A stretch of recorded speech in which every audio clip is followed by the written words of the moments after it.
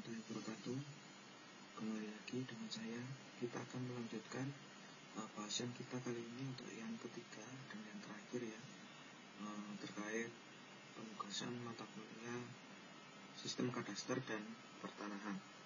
Untuk yang ketiga ini kita akan membahas tentang bagaimana caranya layouting data persil ya yang sudah kita dapat ya, kemudian kita cocokkan ke data sesuai dengan BPN ya.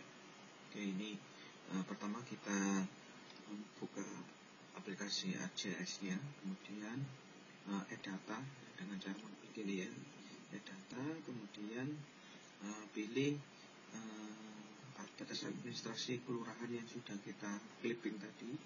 Nah, dalam hal ini saya yang di part sebelumnya itu saya ambil contoh di Teluk Dalam yang memakai kelurahan Teluk Dalam, sama yang kedua adalah ini ya data persil Teluk Dalam yang sudah kita clipping sebelumnya.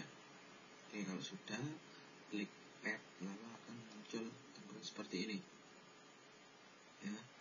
Kemudian langkah yang kedua adalah kita menuju ke ini ya, ke ATR BPN ya. Ke ATR BPN ini sudah saya siapkan, ada batas administrasi Teluk Dalam dan persil bidang tanah dari BPN ya. Kita bagi menjadi dua interface ya. Ini share. Nah, ini tampak dua interface, yang satu data kita dan yang akan kita cocokkan. Nah, ini langsung saja untuk yang data yang pertama, persil yang pertama ini kebetulan saya ambil contoh di Kelurahan Teluk Dalam ini rata-rata untuk bidang tanahnya adalah hak milik ya. Jadi saya warnai sesuai dengan data yang ada di ATR BPN ya. Ini caranya sorot layer di sini, simbolnya ini. Nah, ini kemudian double klik, lalu akan muncul kotak simbol selektor. Nah, ini sesuaikan dengan data yang ada di BPN, warnanya ya, warna kuning ke oranye. Kemudian di OK, maka akan tampak persilnya sudah sesuai dengan yang ada di BPN. Kemudian langsung kita kembali ke project kita, ke ArcGIS. Nah, kalau sudah ini sudah kita warnai hak milik, kemudian kita klik ini ya, sorot layout view. Nah, layout view ini tujuannya adalah untuk membuat tampilan layout. Nah, kemudian akan tampak seperti ini. Lalu kita akan setting tata letak petanya, mau kita pakai landscape ataukah portrait. Nah, kebetulan ini saya pakai landscape. Ini ya caranya, change layout. Kemudian muncul kotak dialog box, pilih ukuran yang A3 di sini sebenarnya ada banyak ya. Kita pilih A3 kalau memang tampilan peta untuk kelurahan tidak terlalu itu ya, tidak terlalu membutuhkan banyak space ya, karena fokus kita adalah kelurahan. Nah, kalau sudah kita pilih setting A3 misalkan landscape, kemudian klik finish, lalu akan muncul tampak seperti tampilan yang tadi ya. Nah, ini muncul ini. Kemudian ini kalau memang kita misalkan kita bisa diatur, ini kemudian kita bisa tambahkan legenda, misalkan ini insert, bisa legenda, kemudian ada arah utara, skala, kemudian akan kita tambah, ini menambah teks, tinggal klik ini ya, ini teks, lalu kita klik di sini. Nah, ini maka akan muncul teks ya. Nah, kemudian tidak kalah pentingnya lagi, setelah ada itu ya tadi, ada insert text, kemudian title, lalu legenda, arah utara dan seterusnya. Tidak kalah pentingnya adalah kita memunculkan grid ya. Nah, klik ini, klik kotak yang ada di tengah ini, kemudian klik kanan.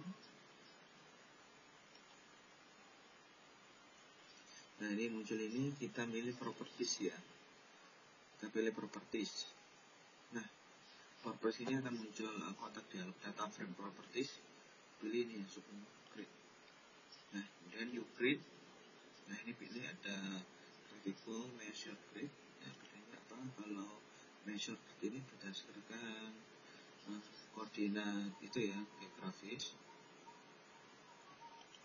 Nah, ini koordinat derajat ya. Kita biasanya pakai yang ini ya, measure grid. Dan klik next.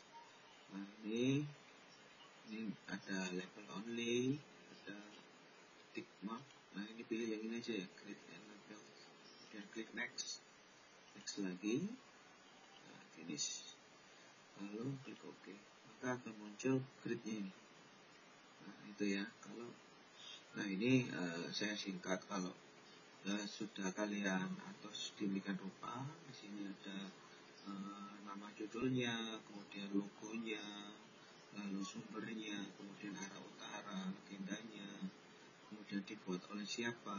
Nah, itu sudah selesai. Misalkan katakanlah ini sudah selesai. Kemudian untuk mencetak men-save ke PDF ataupun ke JPEG, ini ya, file. Ini saya umpamakan petanya sudah jadi, sudah ada arah utaranya, arah legendanya, kemudian logonya dan seterusnya ya. Saya klik file, kemudian ini export map. Export map ya. Ya, sambil menunggu ya.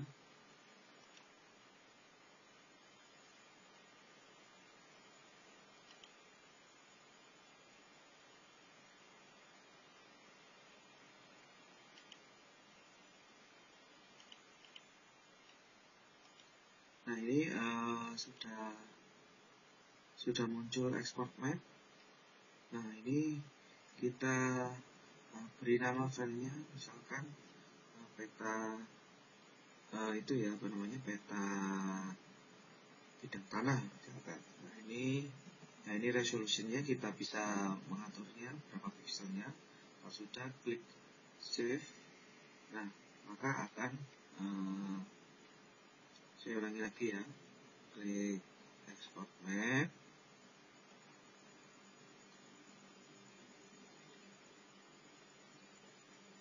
Nah, ini misalkan saya save ya, kita contoh misalkan di sini.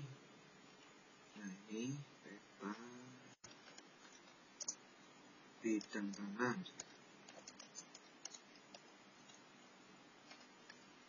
Nah, kalau sudah seperti ini, kita klik save sambil menunggu ya.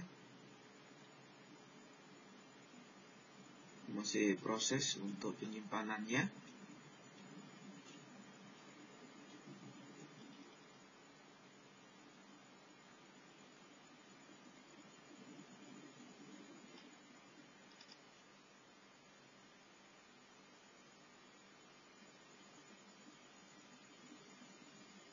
Nah, ini masih processing data.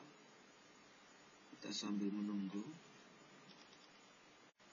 Nah, ini baru berjalan. Nah, ini kalau sudah 100% kita cek ya. Kita cek di sini. Nah, ini.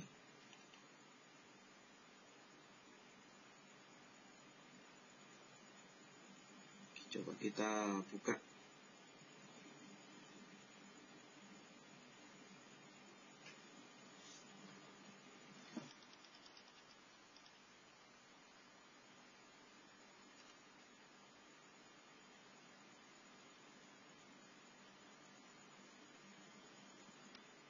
Sebentar, masih proses ya.